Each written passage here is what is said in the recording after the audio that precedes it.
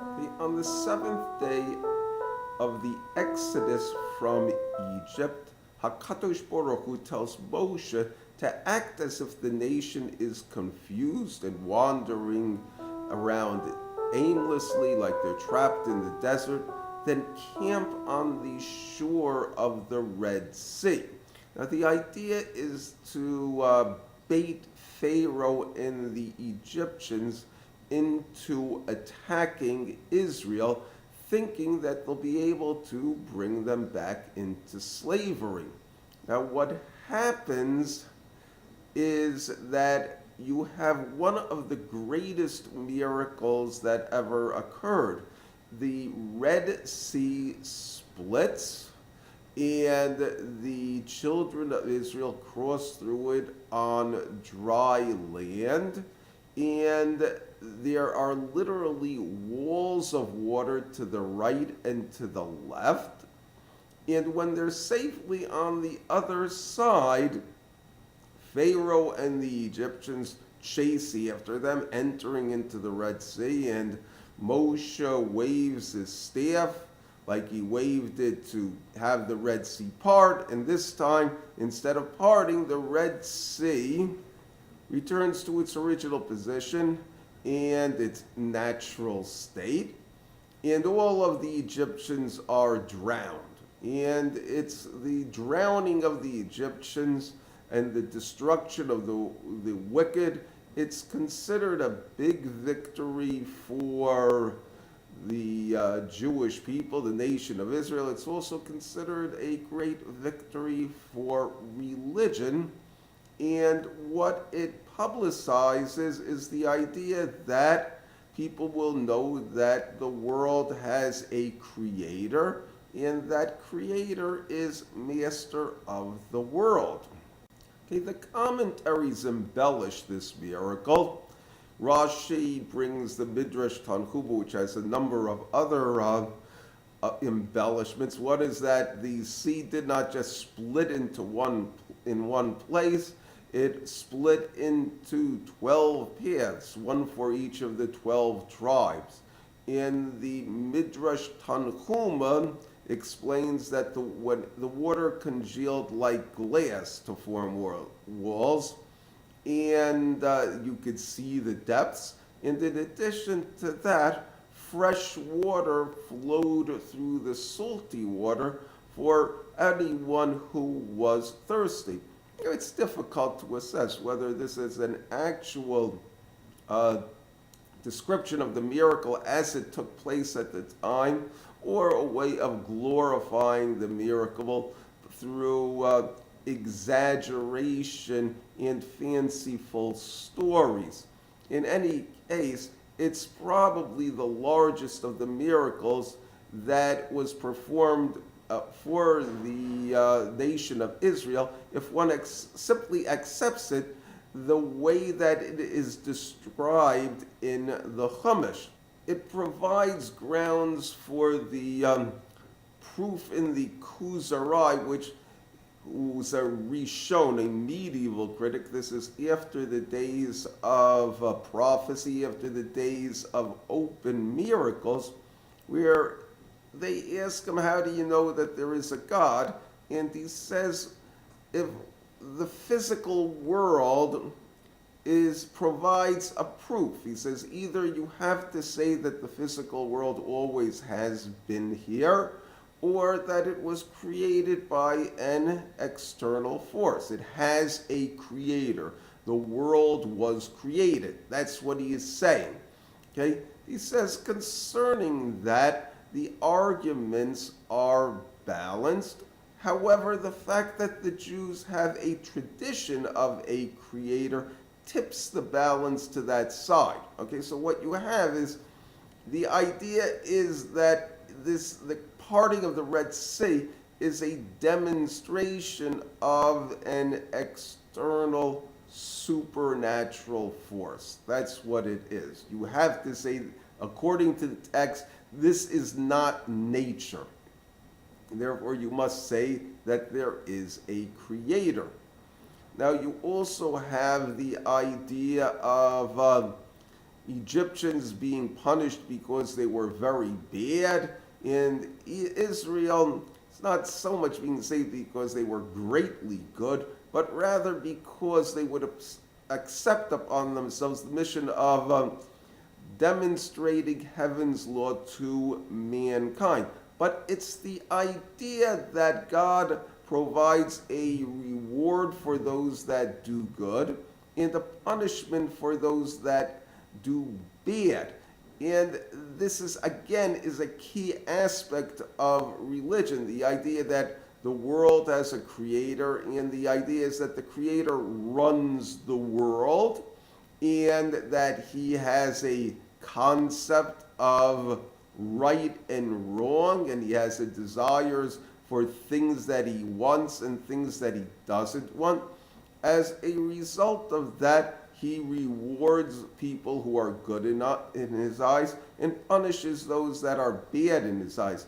It becomes part of the idea generally of religion, of the law coming from heaven, and that there are certain things that we must do and certain things that we must not do. And if we transgress on that, we are violating the will of the creator and the master of the world, the one that's running the world, who's very powerful.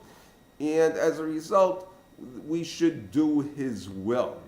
There's also the idea that the great mass miracles and the mighty power of heaven can be obtained by something as easy as waving a wand. So the total mastery over nature, the great reverses of fortune, the benevolence with justice shown by the parting of the Red Sea, it amazes people, it befuddles them, and it awes the mind. It leaves a person dumbfounded with the only reaction being silence.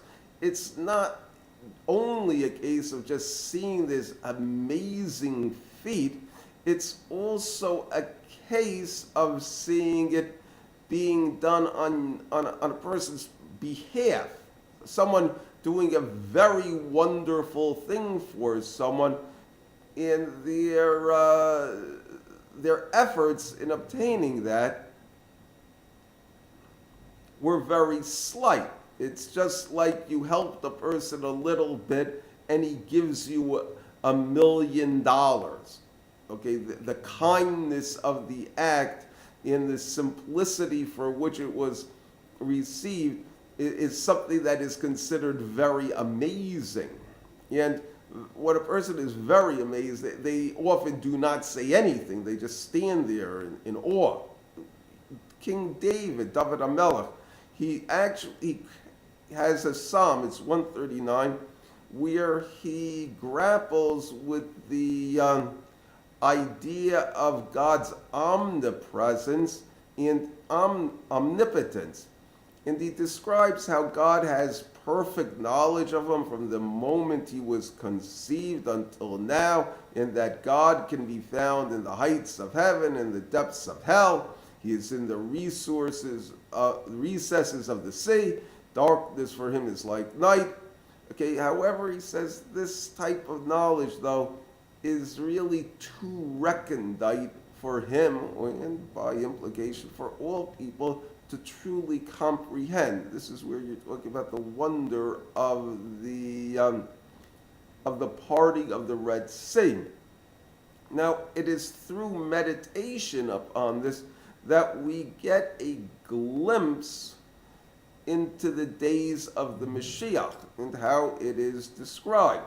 Okay, there's a Gemara, Shabbos Lamed Amos Beit, that the time will come when loaves of bread and finished garments will sprout from the land of Israel. Now, the way the Gemara teaches it is, or that it's generally understood, is literally we'll be able to pick these off of trees.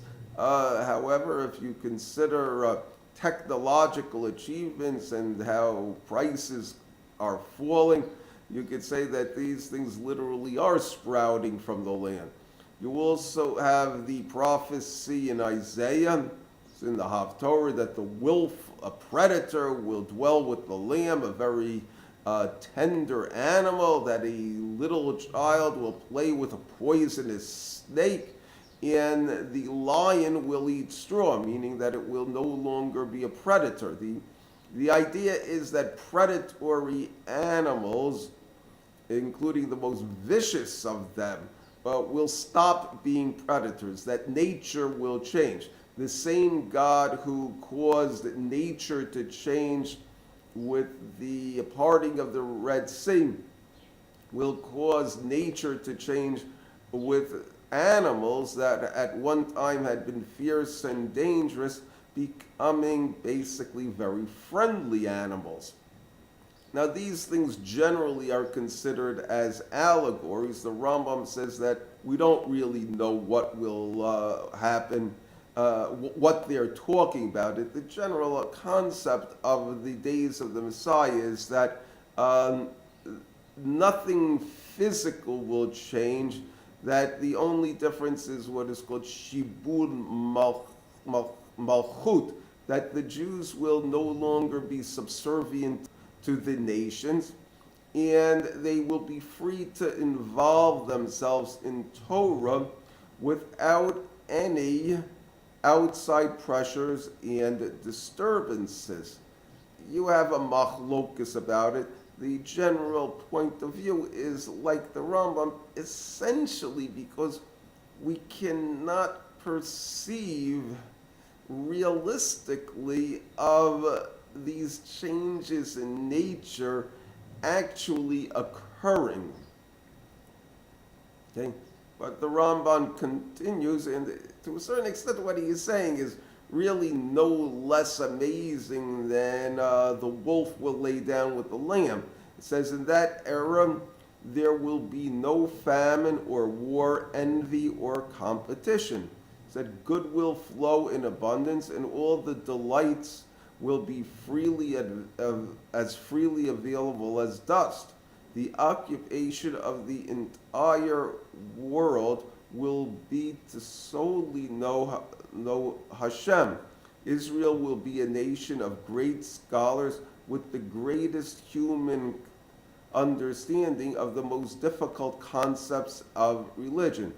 As it says in Isaiah, the earth will be filled with knowledge of Hashem as water covers the sea. Thank you.